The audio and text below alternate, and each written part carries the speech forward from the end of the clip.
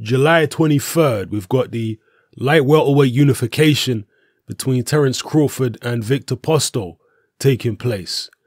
We've had the press conference, the announcement press conference this week. They had the head-to-head and all that.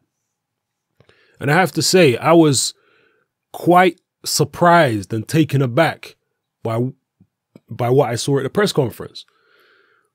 I've never really paid much attention thus far to exactly how tall Terence Crawford or Viktor Postol was. I obviously knew both of them were a decent height for junior welterweights, but I'd never been to their box rec and actually looked up their heights before. And I was compelled to do that after seeing what I saw at the press conference at the head-to-head, because Viktor Postol is significantly taller than Terence Crawford, and Terence Crawford is a pretty tall guy himself. So for him to be, quite a lot shorter than Viktor Postol, I was surprised by that. In my head, when this fight was being talked about, I was thinking these guys are going to be around the same height. But no, Postol is significantly taller. And that kind of does change the way I look at this fight a little bit. Because initially I was thinking, yeah, it's a tricky fight for Crawford, but he'll take it. Now I'm thinking, wow, this might even be more like a 50-50 fight now. And the reason why I think it makes so much of a difference is because if you rewind back to when Terence Crawford fought Thomas Delorme a couple fights ago, that fight was pretty much even until Terence Crawford landed the breakthrough punch. When Delorme was boxing Terence Crawford, Crawford was having trouble, people. Go back and watch that fight. Some people may have had Delorme ahead prior to getting caught.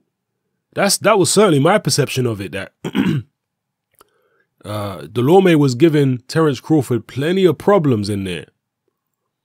So with a guy like Postol, who's taller than Delorme, a better boxer than Delorme, maybe he's going to be able to give Terence Crawford even more problems than that.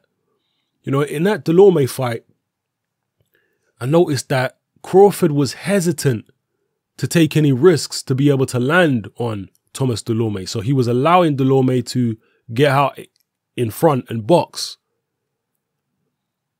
Against Viktor Postol, he don't want to do that. You don't want to allow Viktor Postol to get out ahead and box because he's taller, he's a better boxer than Delorme. I think he's probably got a better chin than Delorme. You don't want to let this guy just do his thing, because Viktor Postol is a very good boxer. He's unbeaten. He's very confident. He's determined. He's a belt holder himself. He's in no mood to be losing this fight. So, yeah, I think it's very intriguing. This is a great fight, actually. I'm seeing it more like a 50-50 now. Maybe 52-48 in favor of Crawford, but still a very, very winnable fight for Postol or for Terence Crawford. So, yeah, pretty much a 50-50. And these are the type of fights that we want to see as boxing fans. So, yeah, let me know what you think about this fight, people. Were you also surprised by how much taller Viktor Postol is than Terence Crawford? Or is it just me? And how do you see the fight going? Do you see this as a very dangerous fight for Terence Crawford, as I do? Or do you think this is more of a foregone conclusion and he'll be able to deal with Viktor Postol without too much hassle? Obviously, Terence Crawford is the more versatile boxer of the two. There's nothing particularly exotic about Viktor Postol's approach. He's just a sticker and mover. Sticks and moves, throws decent shots. He's not a massive puncher, but he can certainly get your respect. We saw that in the Matisse fight. So he sticks and moves. He uses his height and reach very well, and he is a very tall guy. I don't know if he's going to have longer arms than Crawford, but he's certainly a lot taller, significantly taller. So, yeah, let me know how you feel about this fight, people. It's your boy Hatman, I'm out.